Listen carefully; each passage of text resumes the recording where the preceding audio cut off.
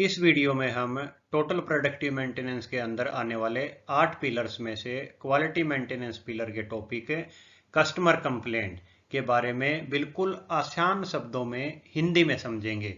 Customer complaint होता क्या है, ये क्यों आती है, अगर आ जाए तो क्या कदम उठाएं, जीरो कस्टमर कंप्लेंट का एक्चुअल में क्या मतलब होता है और हम कौन कौन सी आम गलतियां करते हैं जिनसे कस्टमर कंप्लेंट आती है।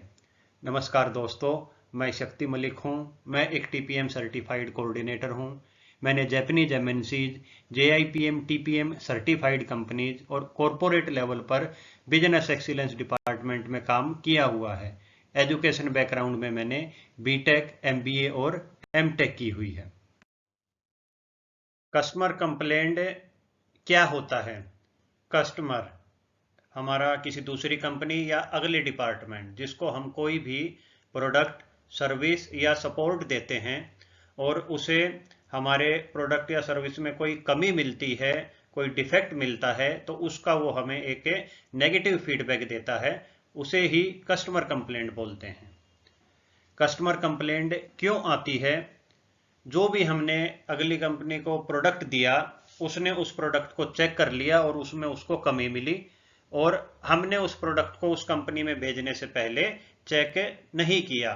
सिंपल सी इसी चीज के कारण हमारी कस्टमर कंप्लेंट आती है। कस्टमर कंप्लेंट आते ही सबसे पहला एक्शन क्या लें? जो कस्टमर कंप्लेंट आई है उसे आप अपने रजिस्टर में या कस्टमर कंप्लेंट का जो भी आप डॉक्यूमेंट बनाते हैं उसमें नोट करें, पंच करें और उसको एक नंबर दे दें। उसके बाद 100% इंस्पेक्शन उस पार्ट का शुरू कर दें। अगर आप 100% इंस्पेक्शन ऑलरेडी कर रहे हैं तो इसका मतलब आपका जो इंस्पेक्शन करने का तरीका है उसमें गलती है, तो उसको तुरंत जैसे कस्टमर उस पार्ट को चेक कर रहा है वैसे ही उसको चेक करना शुरू कर दें। तीसरी चीज हमें करनी है, जो हमारा एग्जिस्टिंग WIP है, एग्जिस्टिंग मेटल बना हुआ है, उसको भी हमें दोबारा चेक करना है। कस्टमर कंप्लेंट आने के बाद दूसरा मेजर सेक्शन हमें क्या लेने हैं? इन हाउस रिजेक्शन हमारा बढ़ जाता है क्योंकि हमने उस पार्ट का 100% इंस्पेक्शन करना शुरू कर दिया होता है। उसके लिए हमें YY एनालिसिस, कापा या 8D, काफ़ी क्वालिटी की टेक्निक्स हैं, उनका इस्तेमाल करें और उनके को कम रिजेक्शन को कम करने के लिए काइजन निकालें, कोई पोका योका लगाएं मशीन पे जिससे कि रिजेक्शन बने ही ना। अगर मैन पावर से रिलेटेड कोई इश्यू है तो 1 पॉइंट लेसन बनाएं जिससे कि वो डिफेक्ट रीअकर ना हो और मशीन से प्रोड्यूस ही ना हो। और जो भी ये आपने एक्शंस डिसाइड करे हैं उनको इम्प्लीमेंट करें और उसके बाद PDCA, plan do check act, इस एक्टिविटी को दोबारा दोहराते रहें जब तक आपका इन हाउस रिजेक्शन है वो कंट्रोल में नहीं आ जाता है। कस्टमर कंप्लेंट आने पर तीसरा सबसे बड़े हमें क्या एक्शंस लेने होते हैं? जो स्टेप 2 में हमने एक्शंस लिए थे उनके रिजल्ट्स क्या रहे हैं, उन्हें हमें चेक करना होता है।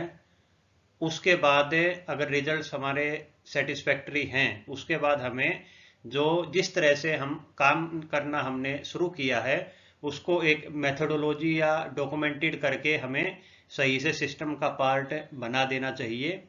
उसके बाद इन एक्शंस की एक कॉपी हमें अपने कस्टमर को भी सबमिट करनी होती है कि हमने अब इस प्रॉब्लम को सोल्व कर लिया है और आगे से उनके पास प्रॉब्लम नहीं आएगी।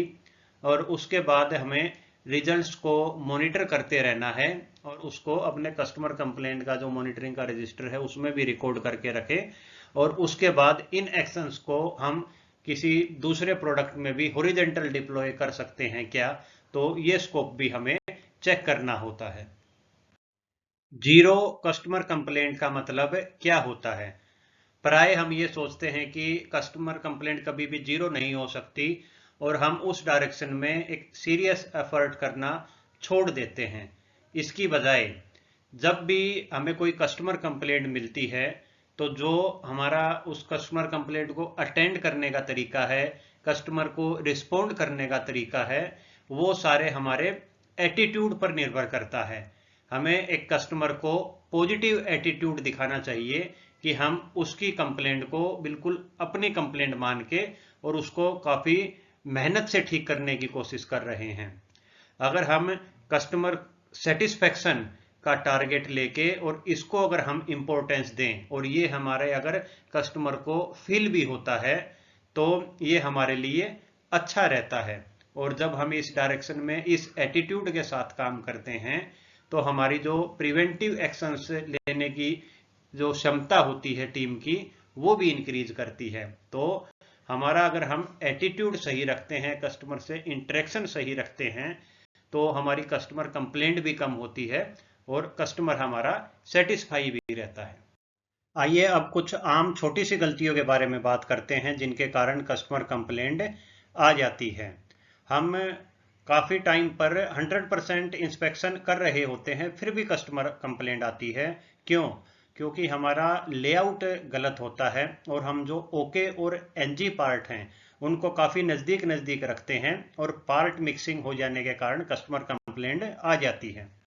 दूसरा, जब कभी भी कोई रिजेक्टेड पार्ट बने तो उसको तुरंत रेड बिन या उसके क्लोज्ड किसी चैम्बर के अंदर डाल दें, उसको नष्ट कर दें, उसके ऊपर रेड कलर का पेंट लगा दें जिससे कि वो पार्ट मिक्स होने के चांस ना रहें और रिजेक्टेड पार्ट्स को कोई ऑथोराइज पर्सन ही हैंडल करे और एक डिफाइंड फ्रीक्वेंसी बना दें जिससे कि रिजेक्टेड पार्ट्स तुरंत एक निर्धारित इंटरवल पर कंपनी से बाहर स्क्रैप होके जाते रहें।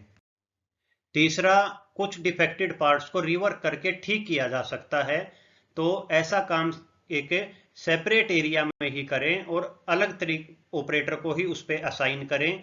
वो रिवर्क करने के बाद उनको पार्टों को अच्छे से चेक करके और दोबारा 100% इंस्पेक्शन जरूर करें। चौथा और आखिरी, पार्ट्स को चेक करने के लिए वर्नियर या माइक्रोमीटर रीडिंग वाले इंस्ट्रूमेंट्स की बजाय gauges, plug gauge, okay, NG gauge, no go, go gauge का इस्तेमाल करें और हर स्टेशन पर पार्ट जहाँ पर चेक करते हैं ओके और एनजी कंपोनेंट का एक हमारा सैंपल पार्ट्स जरूर लगाने चाहिए। तो कस्टमर कंप्लेंट से रिलेटेड अगर आपको अभी भी कुछ डाउट रह जाता है तो इस वीडियो के कमेंट में डालकर आप मेरे से पूछ सकते हैं। कंटिन्यूअस इम्प्रूवमेंट और टीपीएम से रिलेटेड और वीडियोज को देखने के लिए मेरे चैनल को लाइक, शेयर, सब्सक्राइब जरूर करें।